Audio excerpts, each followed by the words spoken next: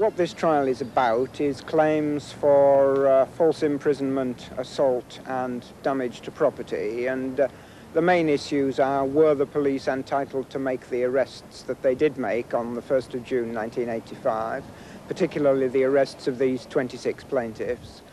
If they were, did they use unlawful force in making those arrests, and did they commit acts of unlawful damage to people's vehicles and property, both at the time of the arrests and later.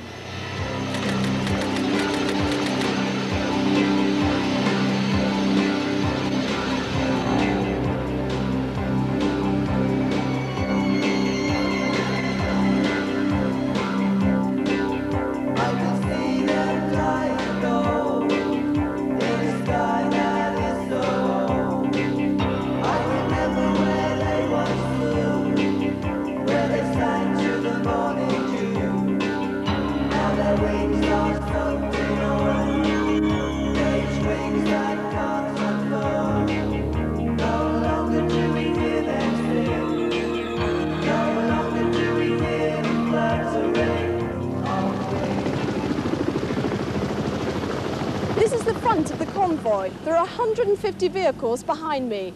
The women and children have been left at Savernake Forest. They're all heading for Stonehenge. That's 18 miles away.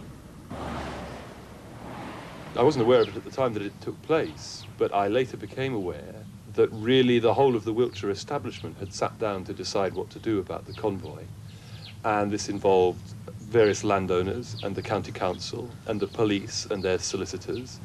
And it was a question really for them that they didn't want these people coming into Wiltshire and occupying the area around Stonehenge, but there wasn't really a law that enabled them to keep the convoy out.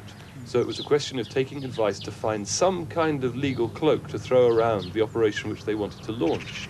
And so they came up with this business of the civil injunctions to justify all that then happened. And it seems to me still highly questionable whether what happened was really lawful. We're prepared for any contingency which may arise, and although I've told you how many men I've got available, I've also got maximum cooperation of my neighbouring chief constables that they're prepared to assist me if I require that aid. I think a few people were aware of this thing called a High Court injunction, but people just felt that if they did come across the police that probably they would be advised or forcefully told to go somewhere else, and that's what they would do, and then everything would still be all right. But nobody had the slightest idea of the ambush, capture and violence that was intended.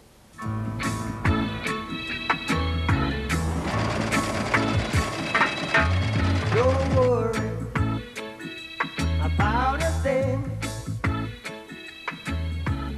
Every little bit gonna be alright.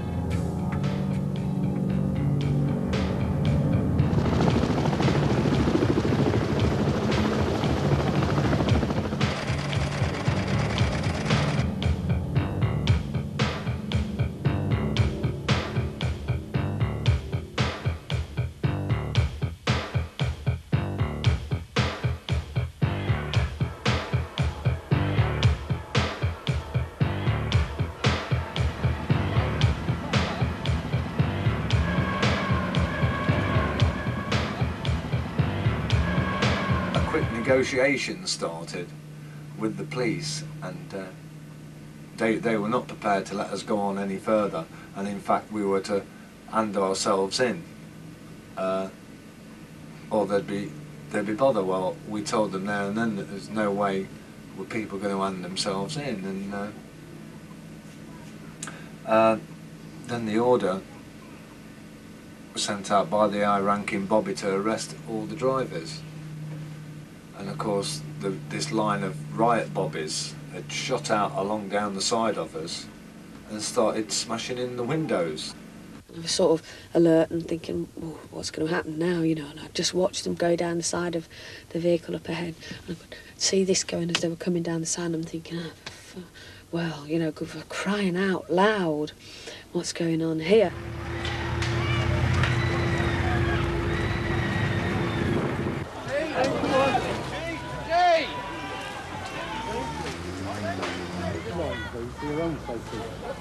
I went, no, and screamed up, just tell me what you want me to do. And I reached all over the windscreen like this, because he was there first, and then he was hitting there, and then this one here was hitting at the window, and I put my hands up against the window here, and I said, just tell me what you want me to do.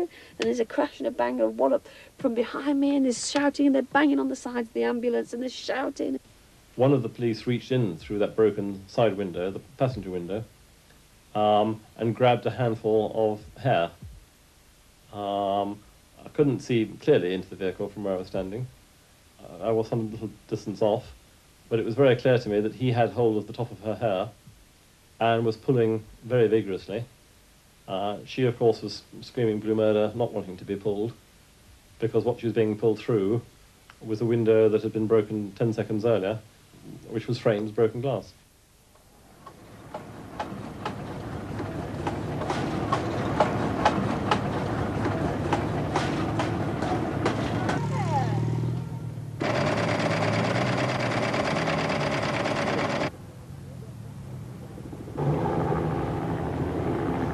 We knew there would be a confrontation.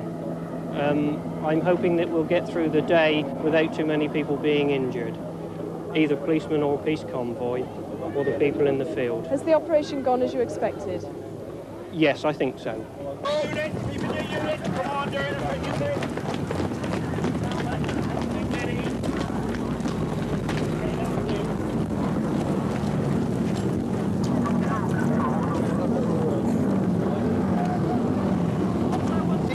Back.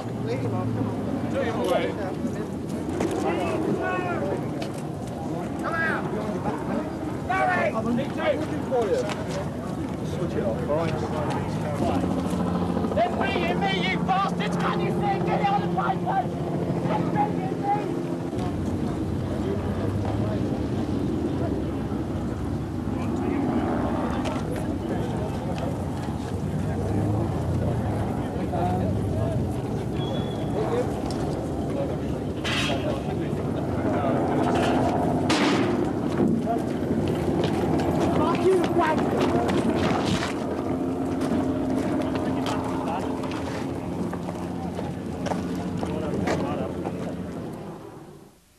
During the 1970s, the late 70s, more and more people started to live on vehicles.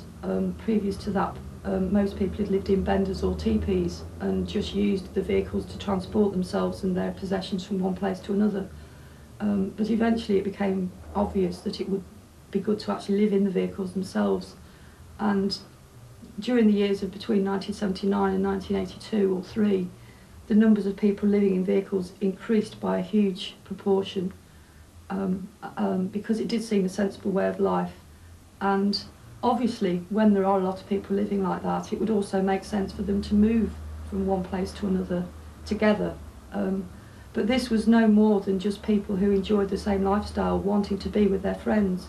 It wasn't done in a way that, as the police might say, that people deliberately did it just to make some sort of opposition or a force or an army in some way to, you know, it was in no way that at all. It was just simply people who had the same values and the same lifestyle, wanting to be with people who shared those values.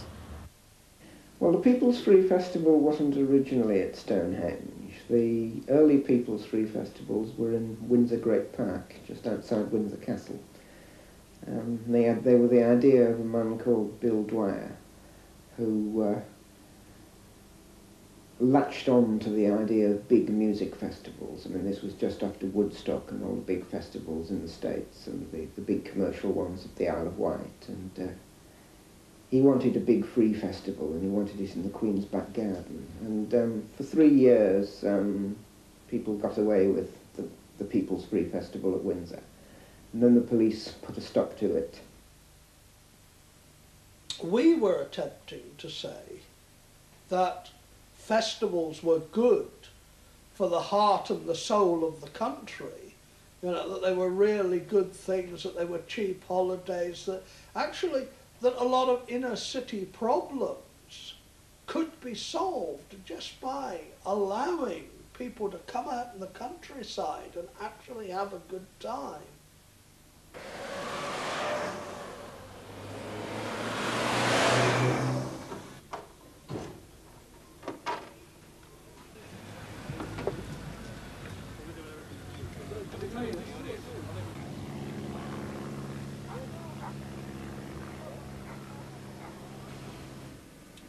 I mean, the police say that, you know, there was people throwing petrol bombs and stuff like this. I never actually seen any of our lot throwing petrol bombs. What I did see was quite a few people that felt very intimidated and very frightened after having their homes smashed. And quite a few people have been beat up at this stage by the police and arrested and taken away, and some were still with us that had been beaten up. You all right, that with your hand? What's wrong with it? What's happened? Possibly a fractured skull. What happened? Go on, a few lads, get on! Get this man out of here comfortable. When you're ready, lift it. Yeah. Bastards.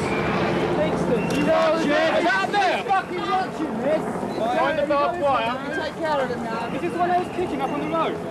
Tell you what, we get somebody to tell her, okay? We get somebody to tell her that you are hurt here. We'll take it, okay? Yeah. What happened to you? I hit me a police truncheon. Where? In the arm. Broke my arm. What were you doing? Up here, I was just standing, so I watched to see what was going on, and they charged on. One of them hit me with a truncheon. You ought to come in and get it checked over anyway, at least. Well, we haven't done anything, have we? Just trying to live our lives, that's all. We don't interfere with anyone else. And this world's supposed to be a common treasury for everybody to share, not people to free button land. up. You know what I mean? No wonder people are starting to get sick. These people are pushing our people too close. And, like, it's going to start to explode one of these days if they don't watch it. This whole thing is just a total farce. Cities are going crazy, everybody's going crazy, and it's all because of this. They're trying to impose a police state. Well, we're free thinkers and we're going to stay that way, What no right matter have what. they got to tell us what Whether to they do? shoot me or not, I don't care. Yeah. Then go for it. Why don't you go to hospital? Well, we don't want to be split up. We don't want to be leave my arrested. husband, me dog, me puppies and me home. Like, we don't want to be arrested. If we leave here, we'll get arrested and split up. She'll be taken one place, I'll be taken another. We'll probably lose our home. Like, we'll have no livelihood, nowhere to live. We just want to get off this field as peacefully and quietly as we can. And this lot, all these coppers are just here for one reason, and that's to cause trouble. I mean, I don't want to cause trouble. I ain't gonna cause trouble. I ain't got a stick or anything. I just want to go. Just go quiet so the baby can be born. I have a decent start in life, not surrounded by 1,000 coppers with sticks and shields.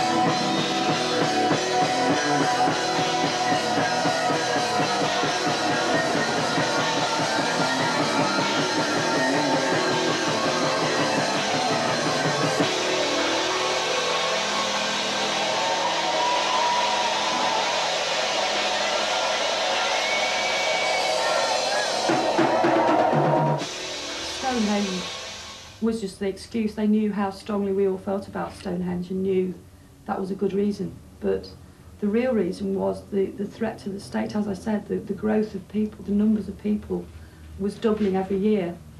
For 4 years, well, that was a huge number of people that was suddenly flocking into buses or whatever and living on the road.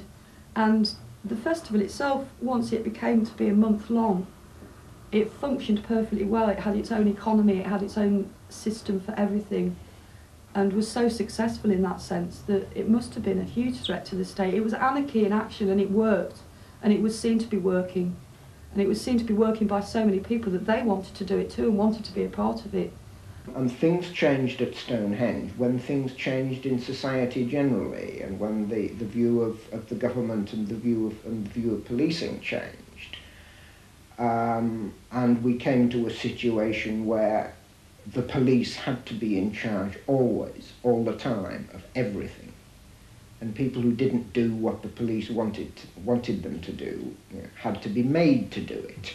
And whatever resources it took to do that would be forthcoming. The state, both local, national, local council, police, they have spent literally millions. I mean, if the number flashed up here at the moment, you know, would it be 100 million? Would it be 200 million? I don't know. They sound like impossible sums, but I bet they're low. I bet they're low on what they've spent in trying to destroy our culture because we're considered to be that much of a threat to the way they do business and the way they look at the world. Because with our culture in the ascendancy, they wouldn't be able to send troops to defend oil interests in the Middle East. And they know that. And they know that when we are actually showing what we can do in art, in culture, in politics, in creativity, in just being bloody human beings, when we actually are showing what we can do, this is very, very appealing to people. And it's very frightening to them. I don't know who the them are, because I don't see the them as a tiny group. I see the them as people who are frightened by the ideas.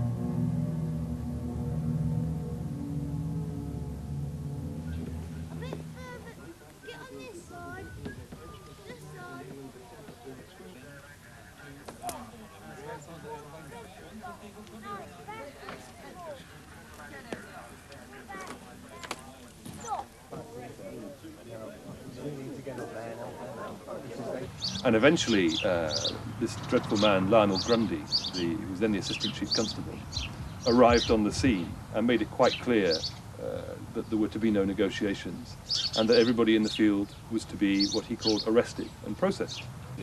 Those of you that come out under those circumstances will be interviewed and dealt with. In other words, you'll be locked up and dealt with. Yeah. If I suspect that you've been involved in some of the offences that have occurred today, then you would be arrested. Well, that's it. Now, wait a minute. I'm not here to bargain with you.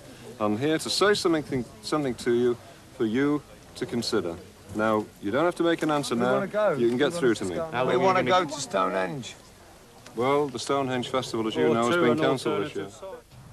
And somebody, it wasn't me, said, well, that's crazy. If you had a couple of football hooligans in a football stadium, you wouldn't arrest everybody in the stadium just to get at the hooligans. But he wasn't interested in making any distinction between those he alleged had actually committed offences and the rest. He wanted everybody. You had no right to stop us coming in this field. We're not at Stonehenge. We're not breaking any laws. We're not at Stonehenge. You had no right to stop us coming here, and you've no right to sit out there blaming us for the damage. What's your reaction to what that police officer has asked you to do? Well, I'm well upset about it. I mean, he's offered us naff all. Absolutely nothing. We'd like this alternative site. If they say we can't have this one, we would like the alternative. What they're asking us to do is hand ourselves into custody like we did at Nostell Priory and get ourselves fitted up on charges that we don't want. They fitted us up, loads of us, last year. Nobody's done anything about it. Now they're about to start doing it again. And we need help. We're genuine people just like yourselves, and we need help right now. Yeah. Please, help us, all of you. Help us, stand by us.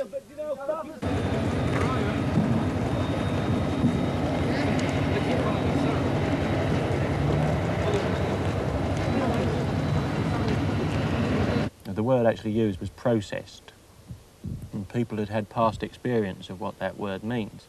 And it doesn't just mean arrested. I mean, people through their lifestyle get arrested on a day-to-day basis. That's just one of the facts of life, I'm afraid. It's no big deal being arrested. It's what happens in the process of that arrest that's really interesting, and what happens afterwards. And at a place called Nostell Priory in West Yorkshire the previous year, some of those present in the field had been present at this earlier incident where their homes had been systematically dismantled, and a decommissioning exercise had been attempted by the police to try and put this sort of thing down. The main super duper comes over when they've actually surrounded us, and he's asking for Boris and Doris, who are the ringleaders, as far as he's concerned, because we'd billed ourselves as was it the peace convoy that was, and it was headed by Boris and Doris, who were two geese that we had on site. So on all the fly posters it was, you know, Boris and Doris proudly present, you know, sort of thing. So they wanted to arrest Boris and Doris, and of course, you know, your arse is tweeting like nobody's business, because there's all this thing going on, and you know, and your gaffs are being wrecked right before you, and you're surrounded by all this police. And then the chief super duper marches up and he says, right, I want Boris and Doris to step out here now, as all 200 of us just fell about guffawing. I mean, you couldn't do anything else. You know, your horse is tweeting away one moment, and then there's this Looney Tooney asking for two geese to step forward, you know. Oh, that was extremely funny, that was. That was the funny moment of it all. Yeah. Wicked.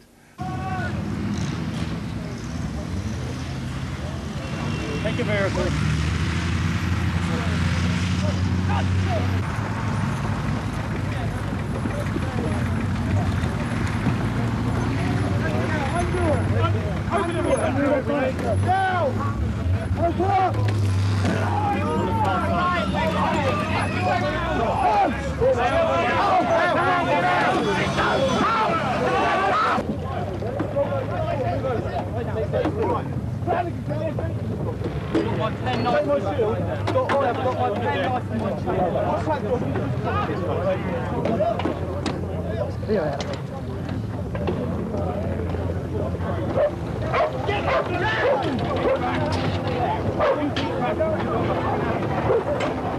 Are you still there, boy?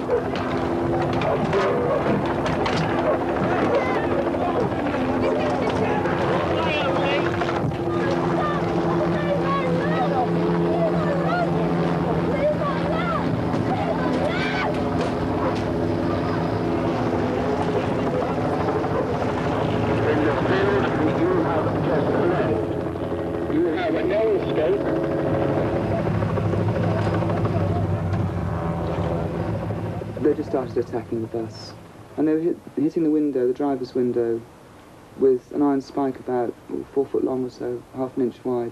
I thought it was a fencing stake to start with, but it wasn't. It was too big for that, more like a crowbar. And eventually it did go through, and the windscreen, which had been caving in, finally broke, and I went back and sort of went like that because of the glass flying over, and the spike came through the window, and it was definitely quite frightening.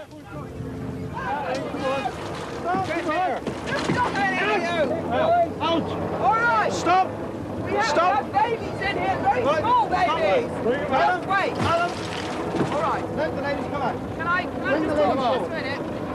I've got 3 babies in here. Bring the ladies and children forward, please. What's this number?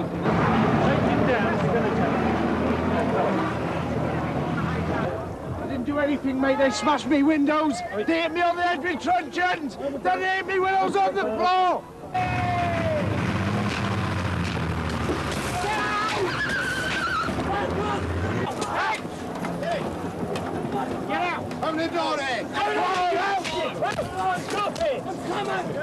Come out then. Come out, son. Come out. Come on in. Just calm down.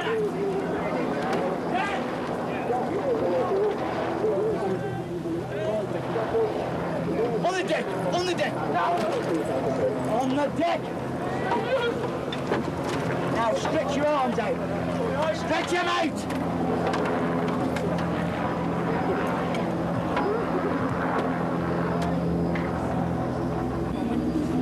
Hello, take her away. Right. No! Don't argue.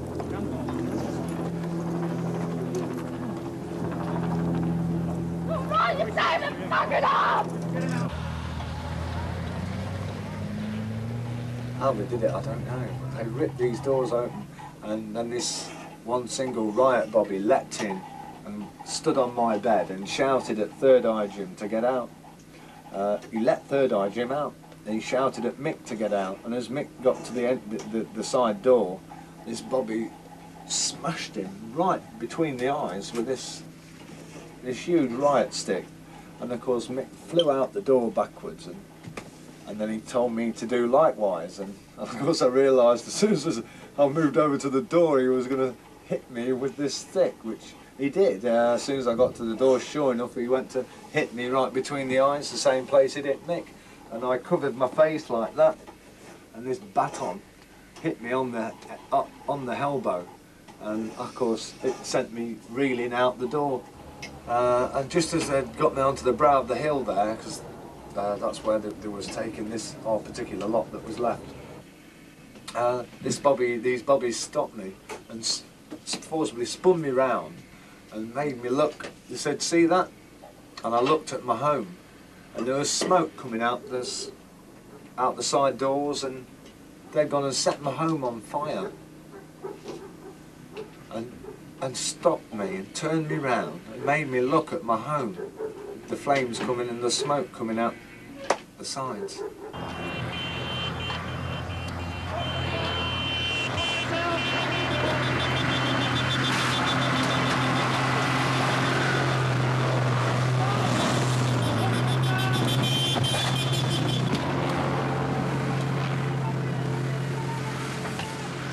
The rest of us had provoked the police simply by refusing to be arrested, refusing to be stopped.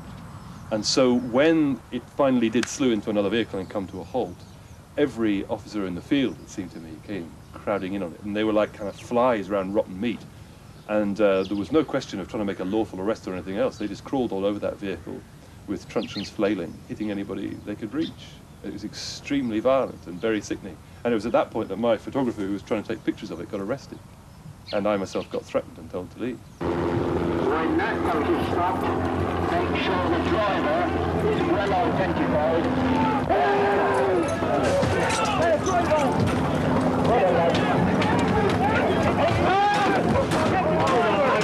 He's on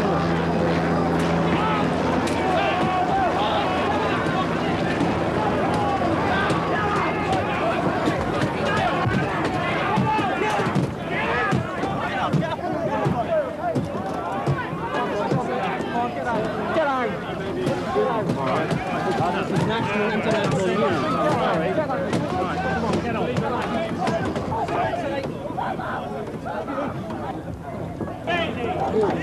Someone help me! Help me!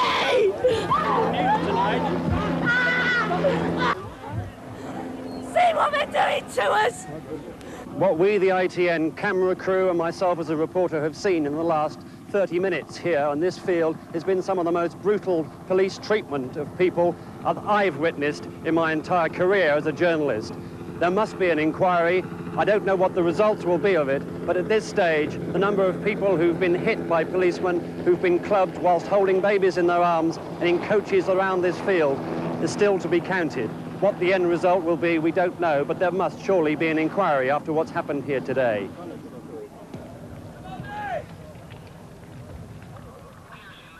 When I got back to ITN during the following week, and I went to the library to look at all of the rushes, most of what I thought we'd shot was no longer there, and from what I've seen of what ITN has provided since then, it disappeared, and particularly some of the nastier shots that were taken of the battle in the Beanfield of the woman being dragged out by her hair, whom I know was filmed.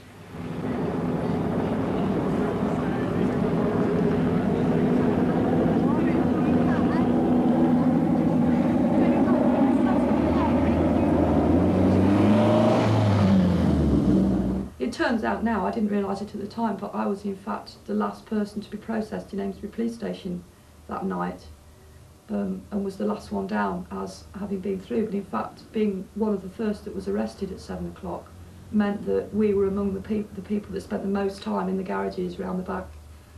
And it was indeed a long time. We were there from probably 8 o'clock in the evening till well into 2 or 3 o'clock the following morning. So we were in the garages 6 or 7 hours, which is quite a long time to be kept standing waiting in the freezing cold. And that is the point at which we were strip searched too, so it was a most uncomfortable time really.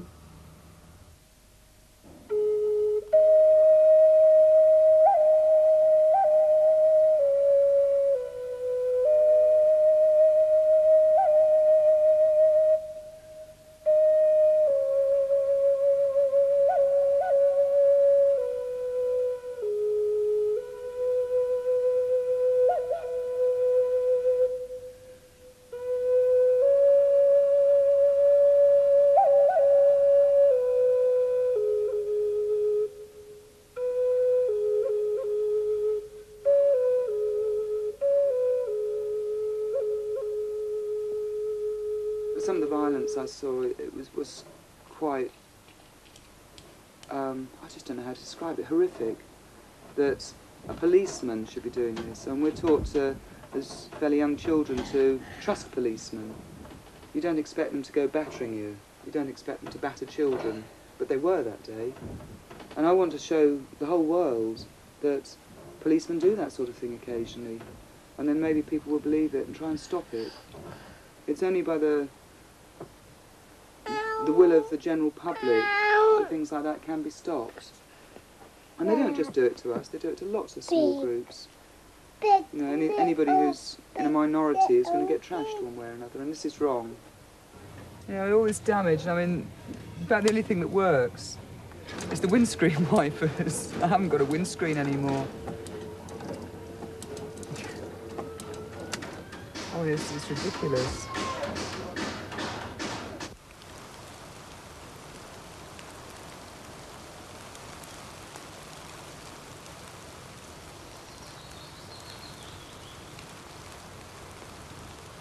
The mass media is a joke, generally, and particularly where the travellers are concerned. There's two factors that work.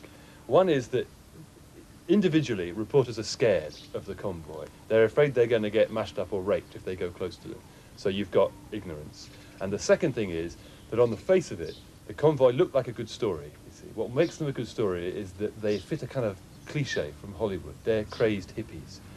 And if you put the ignorance and the cliche together, you stick with the cliche, you see, because you don't go close enough to them to discover they're not crazed hippies. But it makes good copy.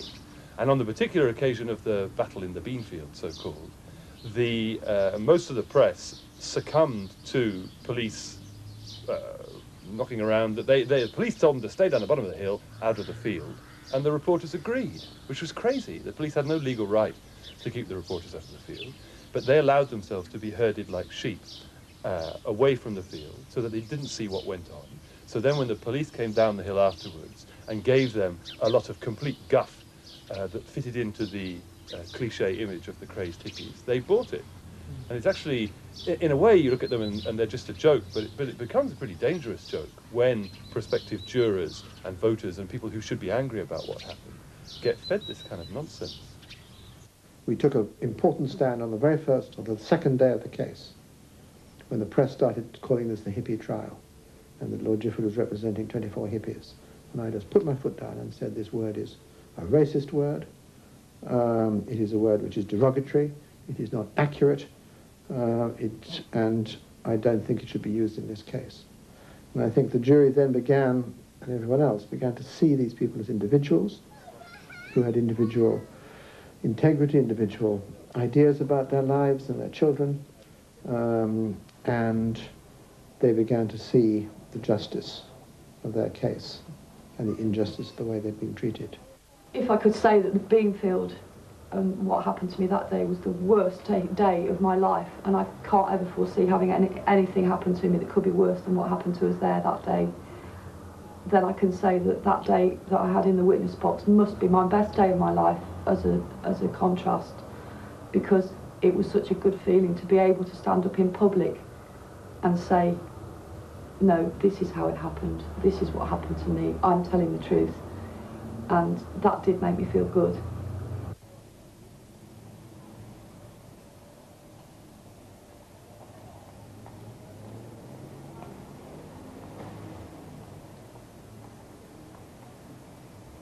Well, inconsistencies were two a penny. I mean, there were more than 100 police witnesses, and wherever more than one policeman saw the same event, the descriptions were completely different. And to some extent you expect that. And the things which surprised me were not so much the inconsistencies as the omissions, and how critical some of them turned out to be. For instance, on the police video, which turned out to be quite important, there is a piece missing. Nobody knows how large a piece. You know, estimates vary from a few seconds to more than a minute, where the tape, we're told, accidentally broke. But that is at the crucial point where the convoy stopped. In the police radio log, which we were provided with, there are breaks. There are breaks of a couple of minutes where the tape was changed. Now, I've just read my arresting officer who arrested me. I've just seen his statement of how and what he says happened and where I came from, and it is complete and utter lies. Everything I'm being told in the court is lies and prejudice for their side. They're just going to try and get out of it as best as they can, it's obvious. At the moment, the jury are considering their verdicts on allegations of strip searches. They'll then consider claims for damage to property and wrongful imprisonment. Kate Roberts, Coast to Coast, Winchester Crown Court. Great. Can you just give me one shot of the court, just to help me?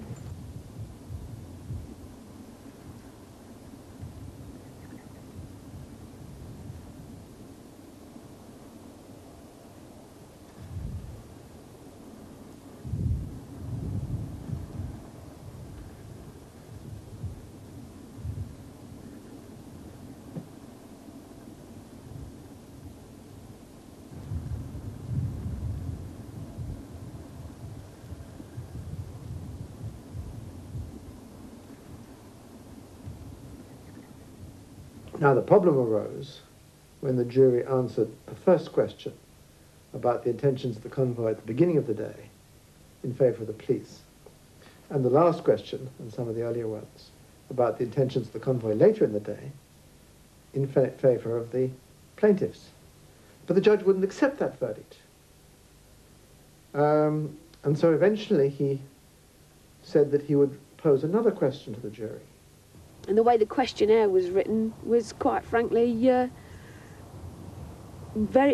was very much against us right from the word go. Our lawyers tried to change it, but they didn't succeed that well. They couldn't get the judge to clarify matters, and it was left so open that the judge was able to make the decision that he wanted to. The final question that clinched ours, question number 12, was, did members of the convoy still wish to force their way to Stonehenge at 7 o'clock in the evening? And he put the jury in a terrible quandary. And the jury showed that they were in the quandary by sending a message to the judge saying, we are puzzled by the words members of the convoy. Does it mean all the members, or a few of the members, or a section of the convoy? And the judge had them in, and he said that it means any significant number. In a sense, anything more than 2 or 3. And that explains why, in the final result, the jury answered the question, yes, the police did reasonably believe that members of the convoy, some members of the convoy, still wanted to make trouble. And once they said that, the judge said, well, automatically, they're entitled to arrest everybody, and therefore the plaintiff's claim has failed, all of them. So that was it, and I wouldn't, in fact, I know full well that it leaves a very sour taste in the mouth. of both the jury and the plaintiffs, because they feel that they secured the verdict of the jury on the questions as they were put with everyone's agreement. Then the judge changed the goalposts.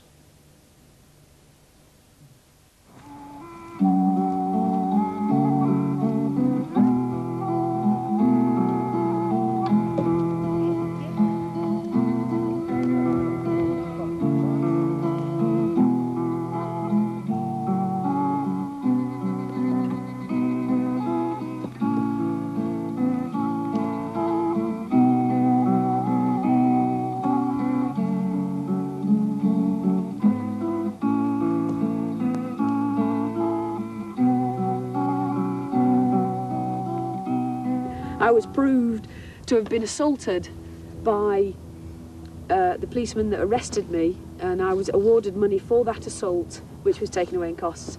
And the policeman who assaulted me was promoted. That's British justice. That's exactly what happened. He got promotion and I'm still owing. I'm still in debt. I pursued a case in the High Court to say in the first place that I was unlawfully arrested. That I didn't do anything wrong. I had no intention of doing anything wrong. I was being a responsible citizen, doing my level best to stop people getting hurt and patching them up when they had. And I was arrested. After all of this, 6.5 years and several £1 million in legal costs, I have absolutely nothing to show for the wrong that the jury agreed had been done to me. We've tried to use the system to right the wrongs, and it hasn't worked for us, so what are we left with? If the system doesn't help me right the wrongs, and there isn't no justice in the system, what am I expected to do? Armed struggle? Nah. Peaceful hippie. I just have to live my life quietly somewhere and carry on doing and being. I think they'll probably learn a little bit. I don't think they'll learn a lot, to be quite honest. I mean, because, you know, the police are the police, aren't they? You know, they're pretty thick-skinned at the end of the day when all's said and done. No, I don't think they'll learn a lot. They'll learn a bit, certainly, but I don't think they'll learn a lot. No. One of the big lies at the bottom of all this is that the people of Wiltshire didn't like the convoy. That isn't true in my experience. My family live in Wiltshire and did not want the police chasing these people out of the county. It isn't even true of the people who live closer to Stonehenge. Like on that Saturday, as we were driving to the Stones, people were not hiding in their houses in fear. They weren't throwing rocks at the convoy to get them out of Wiltshire. They were waving. And it's just a typical piece of undemocratic behaviour that the Wiltshire establishment regarded these people as a threat. But the ordinary people who were paying the poll tax and who had funded this expensive operation didn't actually share that animosity towards the convoy at all, and yet they end up picking the bill for it. We couldn't just sit there and take it. You know, we were going to sit back and just have them destroy our lifestyle. We'd worked so hard over the years to establish ourselves and become part of, you know, almost try to become part of society again by saying this can be a normal way of life. This, you know, there is nothing wrong with the way we want to live, please accept us. And we felt that we were in a way just beginning to reach that point with the wider society. And obviously the police and the state tried to stop us, and it was for that reason that I personally took action, because I wasn't going to sit back and let them take my lifestyle away from me that easily, irrespective of the rights and the wrongs of the actual issues on that day. Though obviously I felt the police were very wrong to have done what they did. But it wasn't that made me sue them, it was the fact that I wasn't sitting back and taking it. I'm a fighter.